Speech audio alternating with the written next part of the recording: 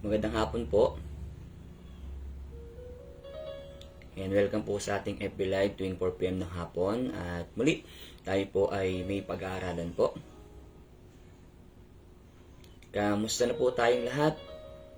We pray po na tayo pong lahat ay nasa mabuting kalagayan. And I pray po na ang bawat isa po sa atin dito sa live na to ay may nakukuha sa bawat itinuturo po ng ating po mga pastor. Ngayon po, ako po ay may gustong i-share po sa inyo. At ang gusto ko pong sabihin sa inyo ay, kung ayaw mo ng problema, huwag kang gumawa ng problema. So, yun po yung topic natin ngayon. Sabi niya, kung ayaw mo ng problema, huwag kang gumawa ng problema. Lahat po tayo may kanya-kanyang problema sa buhay. Amen po. At ang sinasabi po ng Bible dito, lahat po tayo ay may pagdadaanan. Pero, iba't ibang klase ng pagsubok ang pagdadaanan po natin. Pero sa pag-aaralan po natin ngayon, sabi niya, kung ayaw mo ng problema, huwag kang gumawa ng problema. Ibig sabihin, huwag tayong maging dahilan para tayo po ay magkaroon ng problema sa buhay. Amen po. Huwag tayong gumawa ng isang way para tayo po ay dumaan sa mga pagsubok. Ngayon, kayo po ay may Biblia. Pakibuksan niyo po ang Proverbs chapter 6, verse 12 to 19. Yan, kung kayo po ay may Bible, ako na lang po ang magbabasa po para po sa inyo. Sabi niya po dito sa verse 12, gumagala ang taong walang kwenta at masama. Puro kasinungalingan ang sinasabi niya. Verse 13, ipinipikit ko o kinikindat ang kanyang mata, itinatadyak ang kanyang mga paa, at isinesenyas ang mga kamay niya upang makumbinsi ang mga tao sa sinasabi niya. Verse 14, ang puso niya ay puno ng pandaraya, laging nagbabalak gumawa ng masama, at sa mga gulo siya ang pasimula. Verse 15, kaya biglang darating sa kanya ang kapahamakan, mawawasak at mawawalan ng pag-asa. So, walang may dudulot po ang pagsuway. Tama po, wala may dudulot ang hindi magandang buhay na ginagawa po natin dito sa mundong ibabaw. Siguro naman po tayo po mga Kristyano, alam na po natin ng tama at mali. Ang bunga po ng pagsunod sa Diyos ay buhay na walang hanggan. Pero ang pagsuway sa Diyos ay kamatayan, kapahamakan na walang hanggan. Wala po may dudulot po sa ating mga buhay ang pagsuway po sa Diyos. Kapag tayo po ay sumuway sa Panginoon, magkakaroon po ito ng hindi magandang buhay. Sabi nga po sa binasa natin sa verse 15, kaya biglang darating sa kanya ang kapahamakan, mawawasak at mawawalan ng pag-asa. Ulitin ko po sa inyo, walang may dudulot po sa ating mga Kristyano ang pagsuway.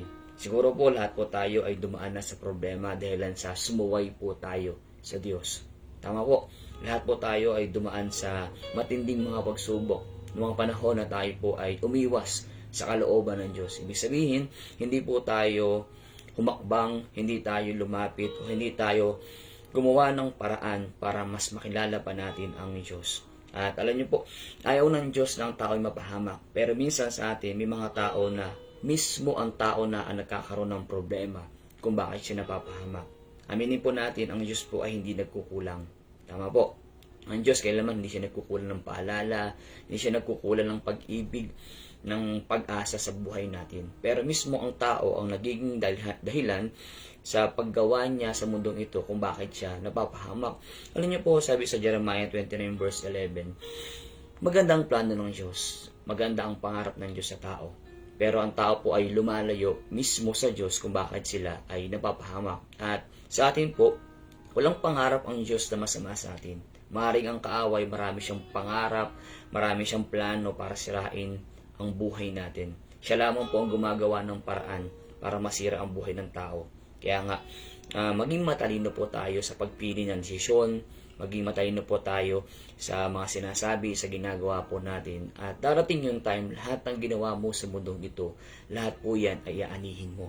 Tama po. Kaya sabi ng Biblia, whatever you sow, you reap. So kung ano man ang tinanim mo sa mundong ito, yan din po ang aanihin po natin. At alam niyo po, mga kapatid, sa buhay natin bilang isang mga Kristyano, ingatan natin yung bawat lumalabas sa bibig natin. Ingatan natin yung bawat kinikilos natin. Ingatan natin yung bawat iniisip po natin. Ayaw ng Diyos na mapahamak po tayo.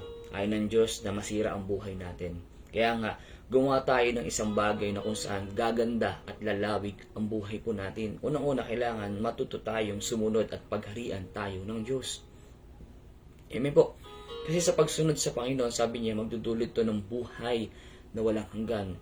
Ang pagsunod sa Panginoon, bibigyan ng pagpapala, pabor sa buhay po natin. Kaya nga, nakakalungkot isipin, maraming tao bakit lumalayo pa rin sa kalooban ng Diyos. Bakit maraming tao pa rin na hanggang ngayon wala pa rin sa plano ng Diyos. Akala nila masaya sa mundong ibabaw. Opo, may mga tao na lumayo, akala nila masaya sila. Pansamantala ang kasiyang idinudulot ng mundong ito. Pero darating yung time, lahat ng bagay na naging pansamantalang kaligayahan mo ay magiging panghabang buhay na kapahamakan na darating sa buhay ng tao. Hindi po masama na tayo po ay magkaroon ng desisyon sa buhay. Pero dapat sa bawat desisyon mo, nandun lagi kasama mo ang plano ng Diyos. Kasi maaaring sa desisyon mo, maaaring mapahama ka dyan eh.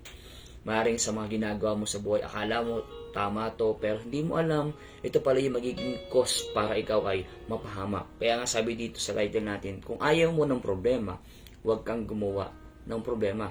Ibig sabihin mga kapatid, kapag tayo po ay wala ng time sa Panginoon, magkakaroon ka ng problema. Kapag hindi ka sumusunod sa kalooban ng Diyos, magkakaroon ka ng problema. Kapag wala ka ng time ng prayer, magkakaroon ka ng problema. Wala ka ng Bible reading, magkakaroon ka ng problema. Kapag hindi ka nakikinig ng salita ng Diyos, magkakaroon ka ng problema. Hanggat wala ang Diyos dun sa plano ng buhay mo, magkakaroon ka ng problema. Yes, tayo pong mga Kristyano, kahit sumusunod tayo sa Panginoon, may problema pa rin tayong pinagdadaanan. Pero ang mahalaga, alam natin yung gagawin natin. Alam natin kasi hindi tayo pababayaan ng Diyos. Kasi meron tayong pangako ng Diyos eh. Tama po. Kaya nga, iba yung mabuhay tayo na meron tayong Diyos sa buhay. Kasi sa mga panahon ng problema ang pagdadaanan mo, hindi ka nag-iisa. Nakakalungkot nga po eh. Kasi may mga tao na akala nila kaya nila yung pinagdadaanan nila. Na kaya nila na walang Diyos. Hindi po. Akala mo lang kaya mo, pero hindi mo kaya talaga totally sa buhay ng isang tao. Kasi maaaring ang kaaway gumawa ng paraan para nilangin ka niya. Gumawa siya ng sambagay na para bulagin ka niya. Physically, spiritually, maaaring gawin ng kaaway yan. Pero ang sinasabi po sa atin ng Panginoon dito, maging wise tayo. Pero po ang gustong banggitin po sa inyo dito, dito po sa hanggang 19 po kasi ito. So nabasa po natin is hanggang 15 pa lamang po. Dito po sa 16 hanggang 19. Sabi niya, 7 bagay na kinamumuhian ng Diyos. Number 1, sabi niya, ang pagmamataas. Kailangan sa paglapit natin, sa pagsunod natin sa Panginoon, kailangan laging mababa lang tayo, mababang puso. Yan po ang hinahanap ng Diyos. Kahit sabihin natin na ako yung tama, sila yung mali, kailangan makita pa rin sa atin yung kababaang loob. Amen po. Na naman yung problema ng iba, hindi ka natitingin doon sa pagkakamali ng isang tao kundi doon sa relasyon. Tama po. Alam niyo po kung sino po rito yung pinakamababang loob. Walang iba kundi si Jesus.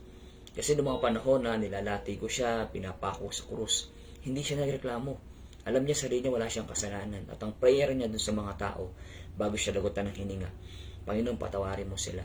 Hindi nila alam ang kanilang ginagawa. Dapat maging attitude natin kung paano namuhay si Jesus dito sa mundong ibabaw. Maging humble tayo, ano may narating natin, maging mababa pa rin tayo. Dapat tayo mga Kristyano, isa sa una na nagbibigay ng kababaang loob. Lalo na po, pag nakikita ito ng mga unbeliever. Amen po. At sabi dito sa number 2, ang pagsisinungaling. So, kailangan itama natin yung mga bawat sinasabi natin, bawat pangako natin sa Diyos. Kasi kung nangangako ka sa Panginoon, hindi mo kaya ito pa rin. Ibig sabihin, nagsisinungaling tayo. Kasi, madaling sabihin na maglilingkod ka sa Panginoon, pero bakit hindi mo ginagawa maglingkod sa Panginoon? Ibig sabihin, nagiging sinungaling ka sa harapan ng Diyos. Kaya sabihin mo natin na, Lord, kalooban mo ang mangyari maganap sa buhay ko, pero hindi mo naman sinusunod. Nangangako ka sa Diyos, hindi mo naman kayang tupad. Ibig sabihin, nagsisinungaling ka sa Panginoon. Amen po. Alam niyo po ba isang tao, yung mag-asawa na pinuntahan ni Pedro, na nagsinungaling sila kung magkano yung napagbentahan nila. Nagsinungaling sila. Hindi nila sinabi ang totoo. Ang nangyari po sa kanila, namatay po yung dalawa. Mag-asawa po ito, namatay po sila. Pareho sila nagsabi na huwag natin babanggitin yung totoong presyo.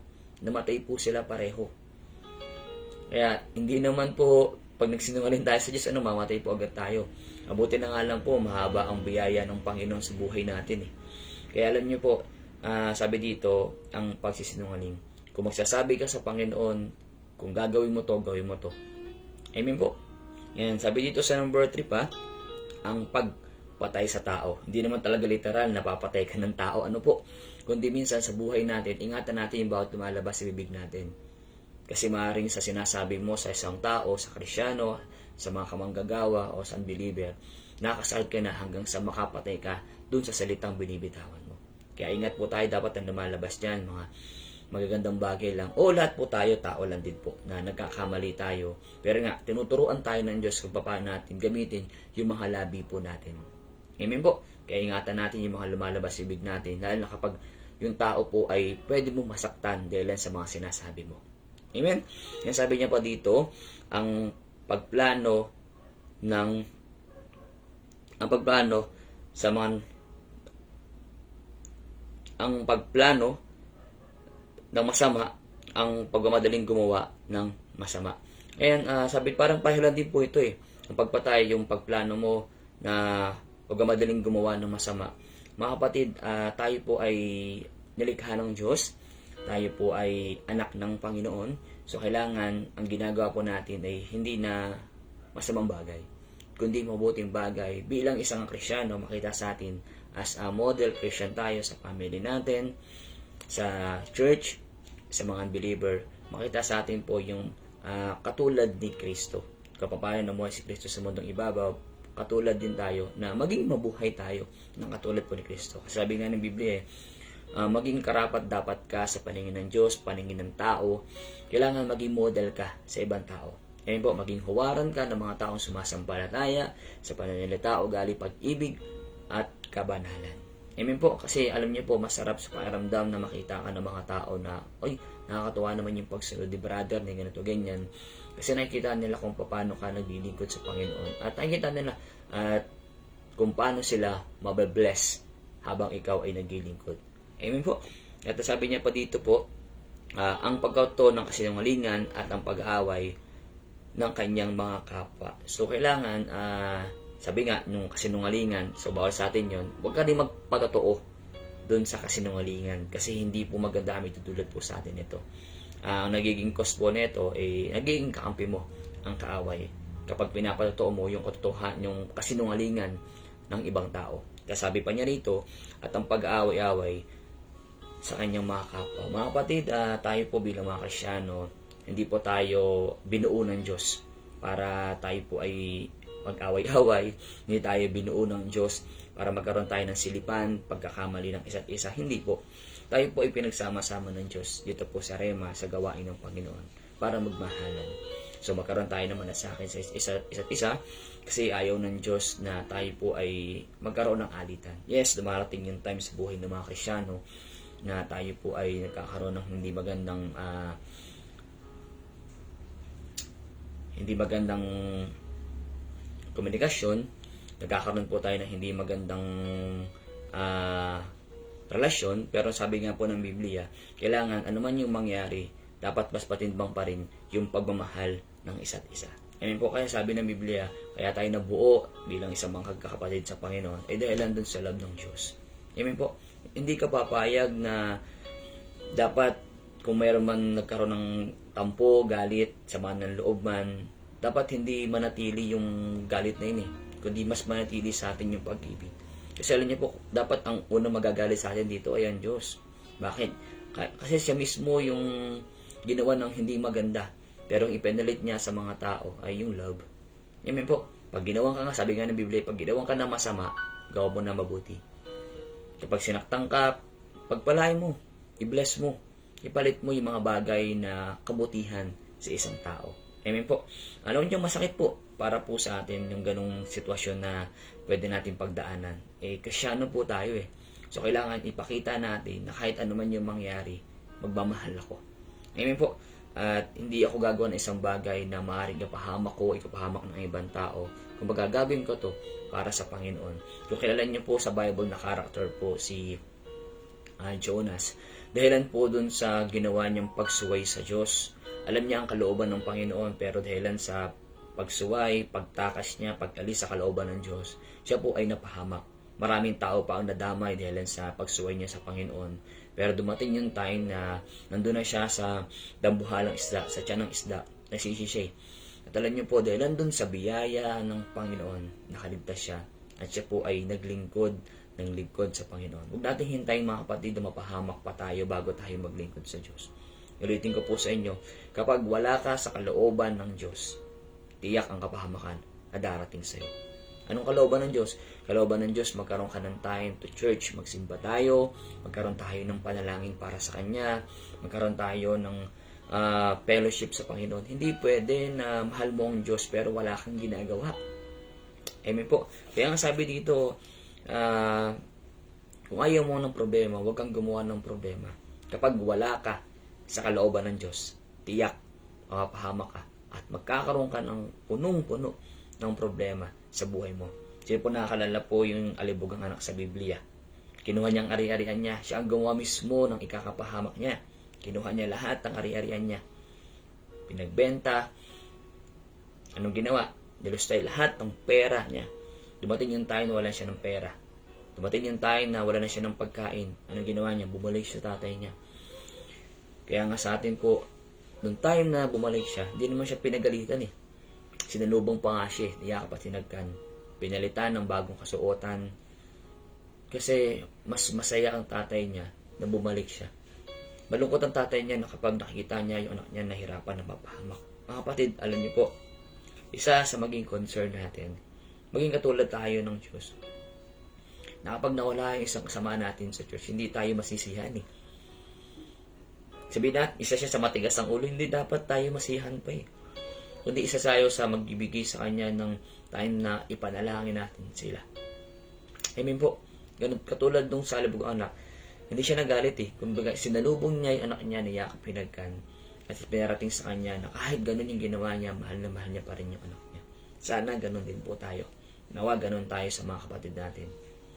Mas mamahalin natin sila. Kahit dumating yung time na nawala na sila, pagpayin natin po sila. Ako po total, nagpapasalamat po ako sa mga taong ginamit ng Diyos na ako po ay nakabalik sa gawain niya. Kasi kung walang tao nagtiyaga, walang tao nagpre, ako po ay nawala na rin ako ng lamig at halos hindi ko na alam kung anong gagawin ko. Ang hirap po na malayo ka sa plano ng Diyos. Ang hirap na malayo ka sa kalooban ng Diyos. Pero buti na lang may mga tao pa rin ginamit ng Diyos para bumalik po ako. Alam mo yung tipo na hindi yung puso mo, hindi ka okay. Malayo yung puso mo sa Panginoon at ayaw ng Diyos na mapahamak. Kaya nga po gumagawa ang Diyos ng paraan para bigyan niya tayo ng puso uhaw at puso na sabik na maranasan natin yung pagkilos ng Diyos. Amen po. Kaya sa bawat isa po sa atin na nandito po ngayon na nakikinig, hanapin natin kung ano isa sa magbibigay ng ngiti sa Panginoon, sa magbibigay ng kasiyahan sa Lord. Amen. Alam ko po lahat tayo naglilingkod sa Panginoon eh. Alam ko lahat tayo ministry sa Diyos. Pero ano ba yung pinakang priority natin na magbibigay ng alam mo na kaluguran sa Panginoon? Ibigay natin yung buhay natin sa Diyos. Ipagamit natin yung buhay natin sa Panginoon. Huwag mong ipagamit sa kaaway yung buhay mo sa Lord. Hindi ka looban ng Diyos na mawalay ka. Hindi ka looban ng Diyos na gumawa ka ng isang bagay na alam mo hindi yan ang kalooban ng Diyos. Umalis ka dyan sa maaring sumira ng katawan mo, maaring sumira ng buhay mo. Umalis ka. At pumunta ka, bumalik ka sa nagbibigay ng buhay, nagbibigay ng magandang buhay sa iyo. Nagbibigay ng kasiyahan na dulot na to. Alam mo yung puso mo may kirot kapag wala ka sa plano ng Diyos. Alam mo yung puso mo may kirot kapag wala ka dun sa kalooban ng Diyos. Alam mo sa sarili mo. Kahit ako po, kasi naranasan ko po na umalis ako dun sa plano ng Diyos. Napakahirap. Para akong nakakadena, para akong nakaposas. Ang hirap. Kaya mas mabuting bumalik. At alam niyo po, sa atin po dito, ayusin natin yung mga bagay na dapat natin ayusin. Amen po. So, yun ang po gusto pong ibahagi po sa inyo. Nawa po ay may natutunan po tayo. Pray po tayo. Lord, maraming salamat sa oras na to. Salamat sa magandang ginagawa mo. Salamat sa salita mo na hiyagsapong ito. Kaya mo, Panginoon, na maging kalakasan po namin ito. At hiniling po namin, Panginoon, na ang bawat salita mo ay magbigay po sa amin ng lakas, ng linaw, Panginoon. Salamat, Lord, sa mga pangako mo.